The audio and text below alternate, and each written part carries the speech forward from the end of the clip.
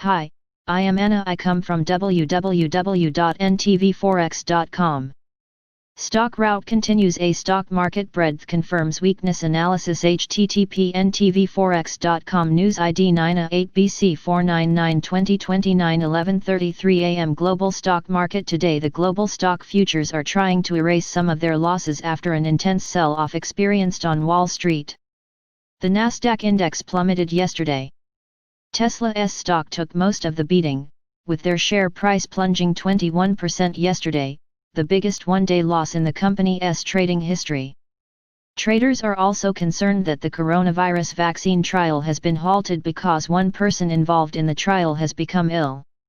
We are not, as of yet, aware of what is wrong with the participant. The fear is that if we hear similar news from other companies, then it means we may not see a coronavirus vaccine as early as anticipated. Stocks in Asia took a heavy beating today. The Shanghai index declined 1.47%. The Xi stock index also moved lower by 0.82%, while the Korean Kospi fell 0.86%. The Japanese Nikkei index declined by 1.03%. Dow index and SP 500 index market breadth. The U.S. stock market's breadth experienced some serious weakness yesterday. 63% of the Dow Jones stocks traded above their 200-day moving average. This is a change of 10% from a day earlier. The S&P 500 stock breadth also confirmed that bulls lost more ground yesterday. 57% of the shares traded above their 200-day moving average. This represents a change of 4% from a day earlier. Dow Jones and SP 500 futures today. The Dow Jones futures are trading higher by 30 points. Investors are hoping that the markets will bounce after the heavy sell-off that we have seen over the past few days. The Dow Jones futures have broken below the 50, 100, and 200-day SMA on a 4-hour time frame. The price really needs to move back above the 200-day SMA, otherwise, it is highly likely that we may continue to see more pain for the index. As for the daily time frame, the Dow's price is in a battle with the 50-day SMA, a critical price level. A bounce from here will confirm that bulls are still in control of the price. However, if the price stays below this average, the bulls are likely to lose control.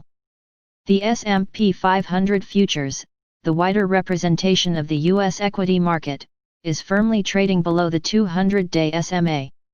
The S&P 500 index's price action on a 4-hour time frame looks a lot weaker as compared to the Dow Jones because the price is not only trading below the 50, 100, and 200-day SMA, but it is actually very far from its moving averages. On a daily time frame, the S&P 500 has broken its 50-day SMA, which is another negative sign for the bull trend.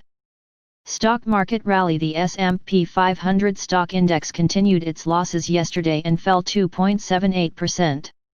The information technology sector led the index lower, and all of the 11 sectors closed lower. General Motors stock contributed the biggest gain, soaring 7.93%.